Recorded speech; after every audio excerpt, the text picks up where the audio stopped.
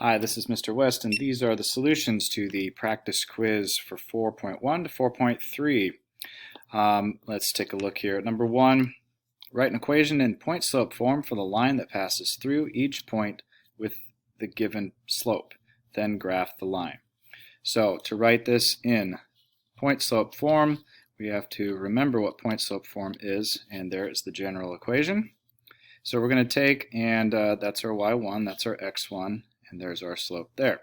So just plug in the values. Y minus 3 equals negative 2 times x minus 5. So point slope form, that is done. Now to graph the line, you are going to go back to the original point and plot it. Go over here, 5 for x and 3 in the y direction, and then go negative 2. So you're going to go down 2 and to the right 1. Alternately, you could go up 2, but to the left 1.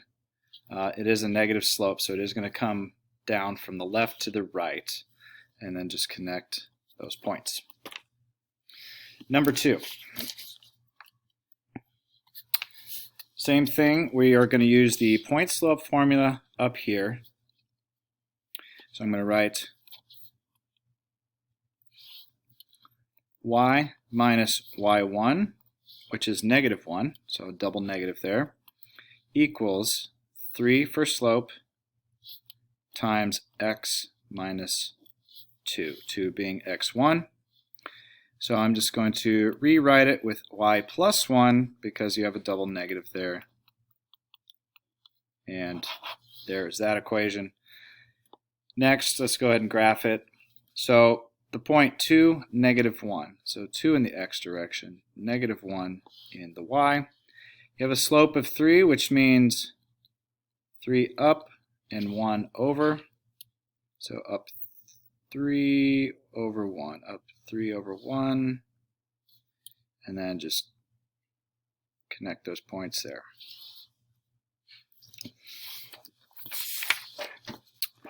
Down here, we're going to go ahead and distribute this outside number. We're trying to get it into slope-intercept form and then standard form.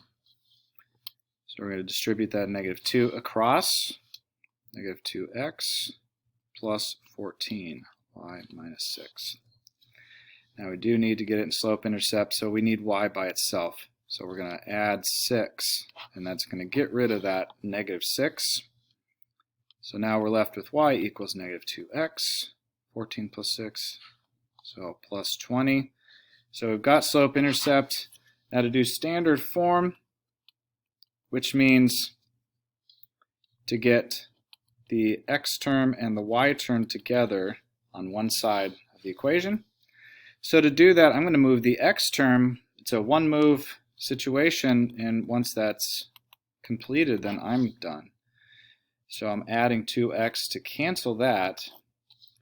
So on the left I have 2x, I have a positive y, 2x plus y equals 20. So now this looks like the general form there with the various numbers plugged in.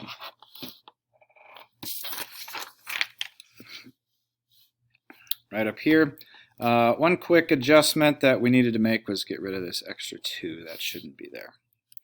Okay, so let's do the same thing. Let's distribute that negative 1/3 and to the x and to the 6. So rewrite the y plus 3. Negative 1/3 times x, 1/3 x. Negative 1/3 times 6 is negative 2. So really you're getting negative 6 over 3 when you multiply. And if you do that division, you get negative 2. Okay, we almost have slope-intercept here. So we need to, again, get rid of this plus 3 so that y will now be by itself. Y equals negative 1/3 x. Negative 2 minus 3 is negative 5, or minus 5. Okay, so again, that's slope-intercept form. To get in standard form, we're going to have to push and move that x term over to the left. So I'm just rewriting slope-intercept here. To move it, you do the opposite of it.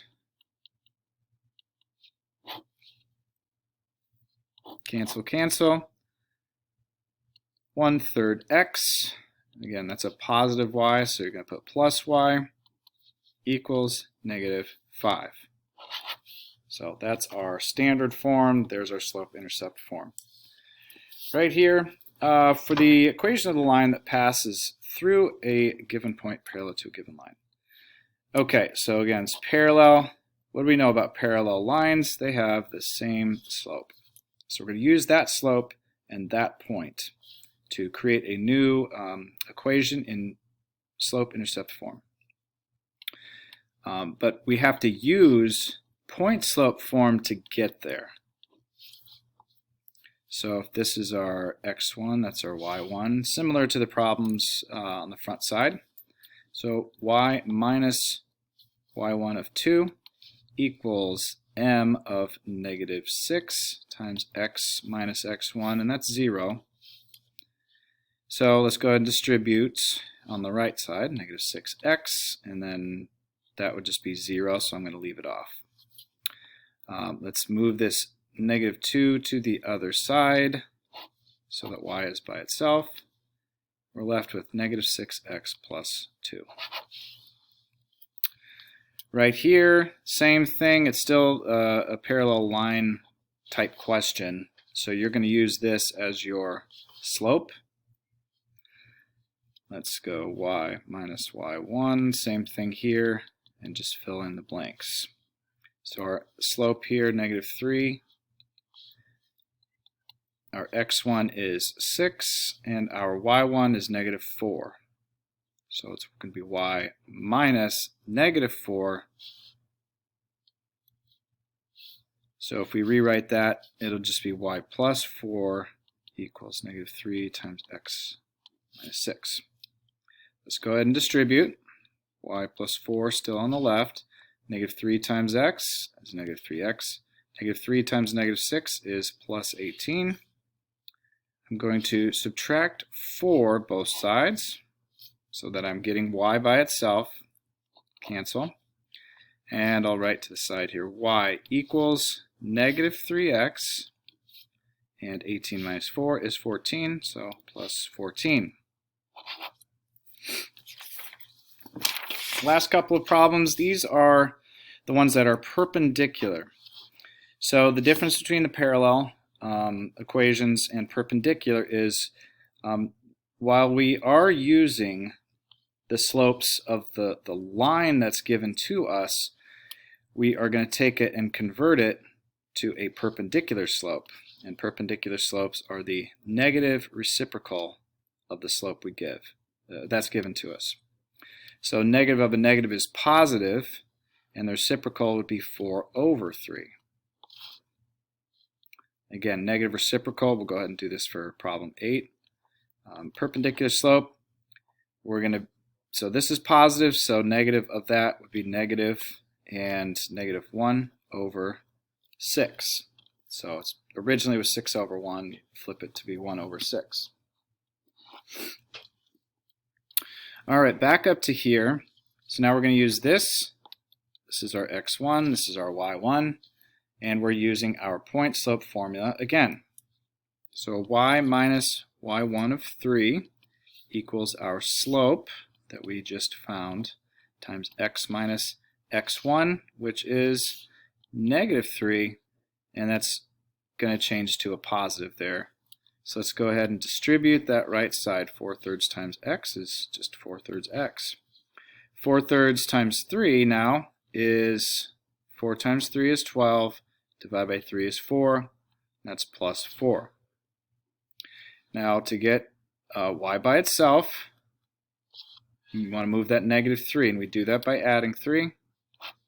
Cancels. So we're left with y equals 4/3 x plus 7.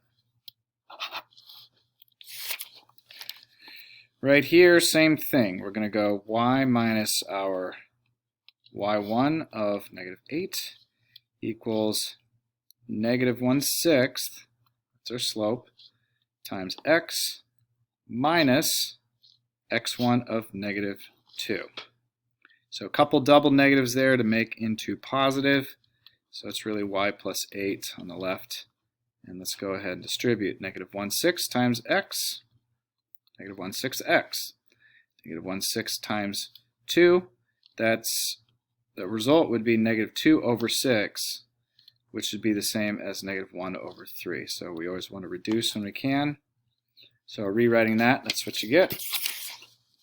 We still need to move this 8. So we do the opposite of what it does. So subtract 8, both sides.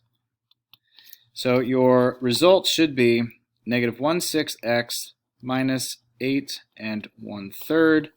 Or if you converted this to a fraction, it would be negative 24/3. So if you take negative 1/3 minus 24/3, you would get, instead of this, you would get negative 25/3. Okay, but if you did it with this way, the mixed fraction, then that would be your answer.